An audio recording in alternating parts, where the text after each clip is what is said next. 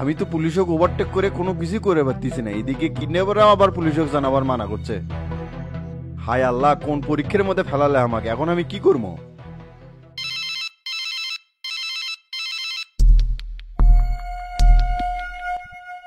কি শরীফ সাহেব, কত দূর আছেন?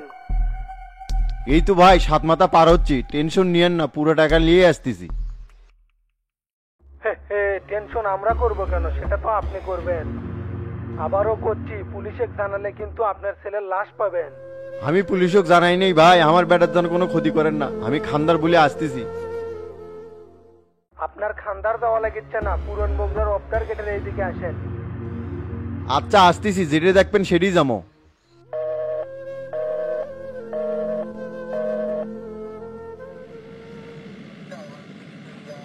গাড়ির ডিস্টেন্স রাখো হাসান, যাতে কিডন্যাপাররা বুঝতে না পারে পুলিশটাও পিছে পিছে যাচ্ছে।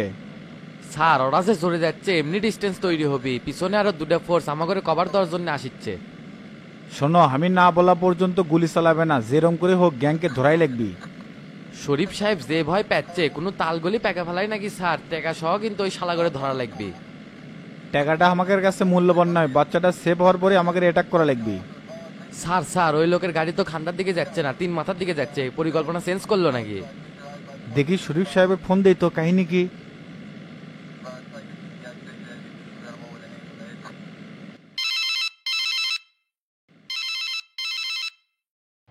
কি ব্যাপার শরীফ সাহেব, আপনি খান্দার দিকে না যায় 3 মাথার দিকে যাচ্ছেন কেন? স্যার ওরা তো পরিকল্পনা চেঞ্জ করছে, আমার তো অফ দ্য গেটের দিকে ডাকতেছে। শোনেন, আপনি কোনো টেনশন করবেন না, আপনার ছেলে পাওয়া মাত্রই ওর থেকে ছুটকে পড়বেন। আমার তো খুব ভয় লাগিচ্ছে, যদি কোনো সমস্যা হয় আপনারা না হয় চলে যান স্যার। দেখেন আপনার কোনো ভয় নাই, আপনার বেটাক পাওয়া মাত্র ওর থেকে সরে যাবেন, বাকিটা আমরা দেখবো। আচ্ছা স্যার।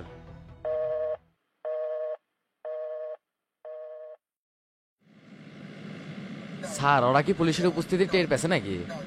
প্রফেশনাল কিডন্যাপিং তো এরকমই হয় হাসান, এক জায়গার কথা বললে অন্য জায়গায় ডেলিভারি লাই। আমার তো মনে হচ্ছে বড় কোনো গ্যাং এর সাথে জড়িত আছে। এই বগুড়া শহর খুব ভয়ঙ্কর স্যার, মোড়ে মোড়ে রহস্য। স্যার শরীফ সাহেব তো গাড়ি থামাছে, আমরা কি এখন এটি থামবো?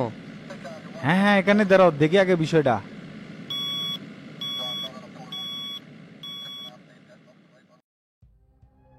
ভাই আমি তো অফ দ্য গেটে চলে যাচ্ছি, আপনারা কোনটি? আপনাকে আমরা দেখতে পাচ্ছি, টাকা কোনটি? গাড়ির ব্যাক পার্টে রাখা আছে ভাই, আমার বেটা কই? চুপচাপ গাড়ির মধ্যে বসে থাকেন, আপনার বেটা চলে যাচ্ছে আর আমার লোক গাড়ির পিছন থেকে টাকা লিখছে। আচ্ছা ভাই, ঠিক আছে ঠিক আছে।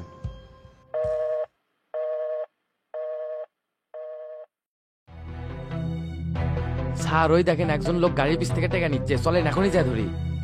অপেক্ষা করেন, আগে ওনার বেটাগুলি এখান থেকে সরে পড়ুক।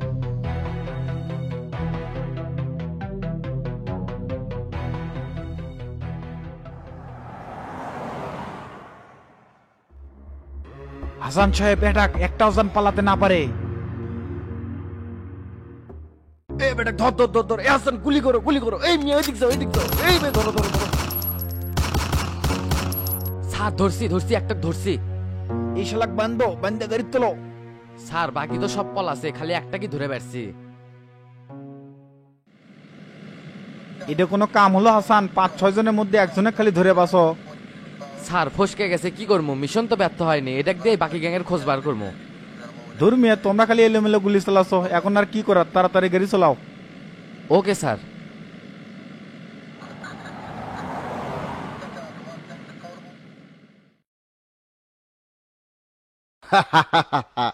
এই দুনিয়াটা পুতুল খেলা, খেলা তো নয় রে বাবা, রঙের মেলা। সব শালা বাটপা ধ্বংস হয়ে যাবি। পাগলা আবার গানও কয়, হাই রে কার জানি বাড়ির লোক ভাগ্য দোষে পাগলা হয়ে গেছে। দেখি সামনে যা কিছু জিজ্ঞেস করি তো।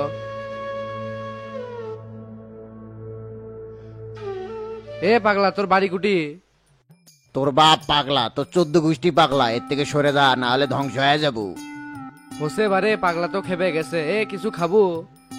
সোনা খাবো, হিরে খাবো, টেয়া খাবো, তোর মাথাও খাবো। হাই রে তোর খাওয়ার আইটেম রে, ভাত খাবো ভাত। সরে যা আমার চোখের সামন থেকে। না বাবা, এর থেকে চলে যায় গে, যদি গায়ে হাত তুলে যা পারে করুক গে।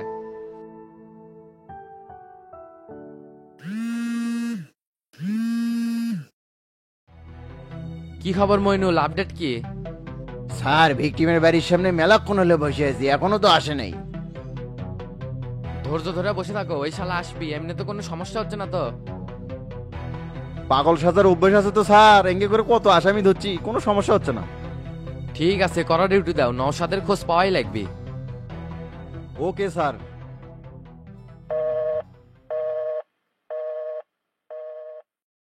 স্যার ওসি স্যার রুমে রাখতিছে। আচ্ছা যাও, আসতেছি।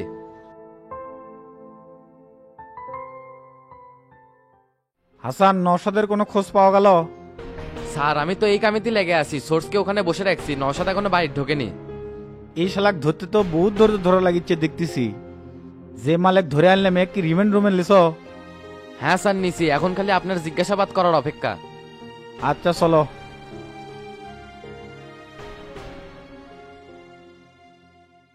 স্যার আমার কোনো দোষ নাই স্যার। ধরে নিয়ে আসলে তো সব শালা একই কথা কয়। তে তোর নাম কি, বাড়ি কোনটি? আমার নাম মোতালেব, বাড়ি হচ্ছে বরগুনা। কোষ কি রে, তুই বরগুনা থেকে এসে বগুড়ার কিডন্যাপিং করিচ্ছ? তে তোর বাপের নাম কি? বাপের নাম জানি না স্যার। এ বে ভণ্ডামি করিস, বাপের নাম জানিস না মানে? না স্যার, স্টেশনে মানুষ হসি তো, বাপ মাওকেরা জানি না। স্টেশনে থাকে তো মানুষ হসনি, অমানুষ হসু। তে তোর সাথে আর কেরা কেরা ছিল? আমি তার ঘরে চিনি না স্যার।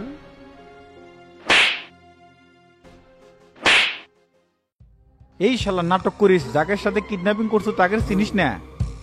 সত্যি করছি, ওয়াগেরে কোনোদিন আমি দেখিনি, আমাকে ভাড়া করে নিয়ে যাচ্ছে। ভাড়া করে আনছে মানে? কাহিনী ক্লিয়ার করে ক। স্যার বসে থাকে কই, পায়ের সেই ব্যথা করিচ্ছে, নিয়ে এসে যে মার মারছে। আচ্ছা ঠিক আছে, বসে ক।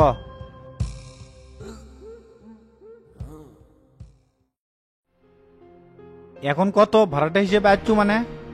হ্যাঁ স্যার, আমার সাথে কন্ট্যাক্ট আছিল, গাড়ির মধ্যে থেকে টেকা লিয়ে অন্য গাড়ির দোয়ার, এই জন্য বরগুনা থেকে 2 দিন আগে বগুড়া যাচ্ছি। তোর সাথে যারা আসছিল তারাও কি একই সিস্টেমে আছে?